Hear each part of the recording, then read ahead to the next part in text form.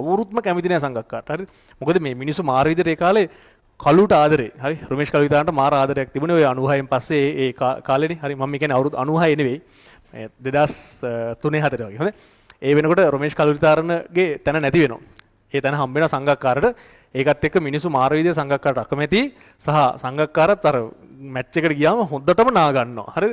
හත් පොලේ ගන්නවා. ස්ටම්ස් මිස් වෙනවා. හරි මට මතකයි 2002 දුකද වර්ල්ඩ් කප් එකේ සෙමි ෆයිනල් මැච් එකේ මේ තීරණාත්මක රන් අවුට් එකක් සංගක්කාර ගතින් මිස් වෙනවා. මට මතකයි අරවින්ද දුක ත්‍රෝ එකක් දාලා ඒක ඒ වගේ මේ මිනිස්සු පුදුමාකාර විදිහට සංගක්කාරට අකමැති. අද කුසල් මෙන්ඩිස්ට අකමැති වගේ මම හිතන්නේ ඊටත් වඩා වැඩිපුර ඉස්සර සංගක්කාරට අකමැති. ඒකට හේතුව තමයි අර අනිත් ක්‍රීඩකයන්ට තනිකරම ලෙජන්ඩ්ලා ඉතින්. අනිත් ඔක්කොම ඕනිම ක්‍රීඩකයකට කැමතිනේ. මුත්තයිය මුරුලෙන කැමති, සනත් මාර විදිහට කැමති. හරි. ඉතින් ඔය කාලෙක තමයි මම කියන්නේ. හරි. ඒතර අපි දැකලා තියෙනවා මොකක් කරේ ඇඳුම් කමක් වුණා අපේ ඉස්කෝලේ ක්‍රිකට් නෙට්ස් වලට ඇවිල්ලා මම ඉස්කෝලේ ගියේ ඒතර කටුගස්සර සෙන්ට් ඇන්තනීස්, ඒතර සංගක්කාර ට්‍රිනිටි, සංගක්කාර රෑ. හරිද? මේ රෑ වාහනේ හෙඩ්ලයිට් දාගෙන හරිද මාර විදියට ෂොට්ස් ප්‍රැක්ටිස් කරලා දිනවා අපේ ඉස්කෝලේ කෝචස්ලත් එක්ක. එයා මොකක් නැඳුණු කමක් නිසා ඒ කෝචස්ලත් එක්ක මොන හරි වැඩ පිළිවෙලක් යන්නේ නැති. ඉතින් ඊට පස්සේ අපි ක්‍රිකට් ප්‍රැක්ටිස් ගියාට පස්සේ අපේ කෝචස්ලා පවා අපිට කිව්වේ හරි දැන් මෙන්න මේ පොර මේ ටීම් එකට මෙහෙම ගිහිල්ලා දිනවා බලන් ඩුගේ තියෙන කැපකිරීම හරි අපිට පවා මේ ওই වෙනකොට මේ ලෝක පූජිත සංගක්කාර නෙවෙයි හරි. එහෙම කාලෙක මාර හાર્ඩ් වර්ක් යුනිවර්සිටි එකකට ගිහිල්ලා සංගක්කාර කතාවක් කරනවා. කතා කරනවා ඉතින් සංගක්කාර කියනවා සංගක්කාරගේ තාත්තට හැම වෙලාවෙම ඕනේ වෙනවා මේ සංගක්කාර මොන වැඩේ කරත් ඒ ශේෂ්ත්‍රයේ උපරිමයටම සංගක්කාර යවන්න ඕනි කියලා තාත්තා හැම වෙලාවෙම හිතනවා. සංගා ඉස්සර බැඩ්මින්ටන් ගැහුවලු. ඒ බැඩ්මින්ටන් ගහද්දි උනත් තාත්තට ලොකු ඕනිකමක් තිබිලා තියෙනවා. ඒතර එයා කරන්නේ බැඩ්මින්ටන් නම් ඒකේ උඩටම යනවා. එතකොට ස්ටඩීස් උත් එහෙමයි ඇකඩමික් පැත්ත උනත් එයා උපරිමයෙන් කරන් තිනවා. Taman කරන්නේ මොකක්ද? ඒකේ ආය අඩුපාඩු තියාගන්න නැතුව උපරිමයටම කරලා තියෙනවා. මොකද මේ සංගා රිටයර් වෙද්දිත් කියනවා. ඒ ඇත්තටම සංගා රිටයර් වෙන්නේ හොඳටම හොඳ සෙල්ලම් කරන කාලෙක. හැබැයි එයා කියනවා ඒට සෙල්ලම් කරන්නේ නෙමෙයි අවුල තියෙන්නේ.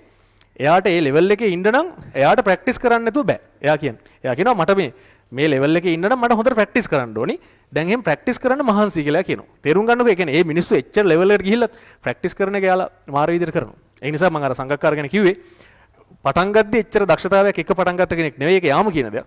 හැබැයි ලෝකේ ගොඩක් කට්ටිය කරපු නැති දේවල් ගොඩක් සංගක්කාර කරලා තියෙනවා. ඉතින් ලංකාවේ දැන් ඉන්න ප්ලේස් ලගේ ස්කිල් එක ඊට වඩා වැඩි. හැබැයි එහෙම මෙහෙන් සල්ලි පොඩ්ඩක් හම්බ වෙනාට පස්සේ හිතනවා මේක තමයි ලයිෆ් එක කියලා. ඉතින් එතනින් එහාට සාමාන්‍යයෙන් ආතල් එකේ ජීවත් වෙනවා. එයාලා හිතන්නේ මෙහෙම මිනිස්සු නම ගෙවල් වල ඉන්න ඕනි. හරි. අපිත් ගෙවල් වල ඉන්න ඕනි, කාලා වල ඉන්න ඕනි. හරි.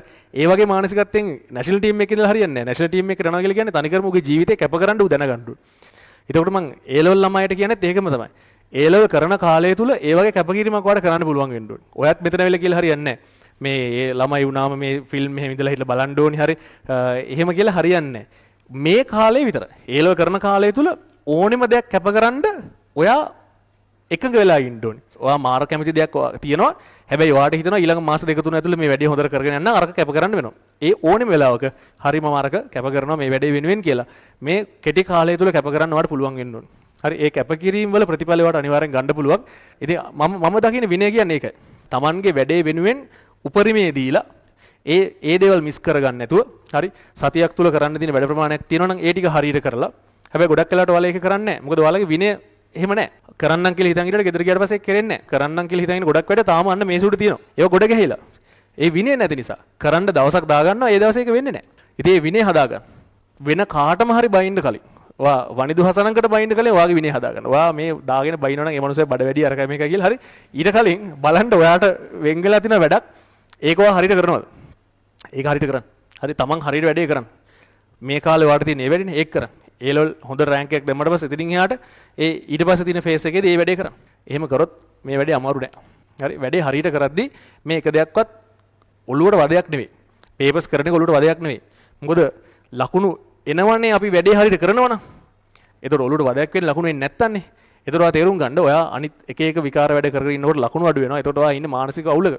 ඔයාලා අතරම මේ විදි ලකුණු වැඩි කට්ටිය බලන්නකො. එයාලට එහෙම අනවශ්‍ය පීඩනයක් ඔළුවේ නැහැ. ලකුණු තියෙනවනේ මොනවා වුණත්. හරි.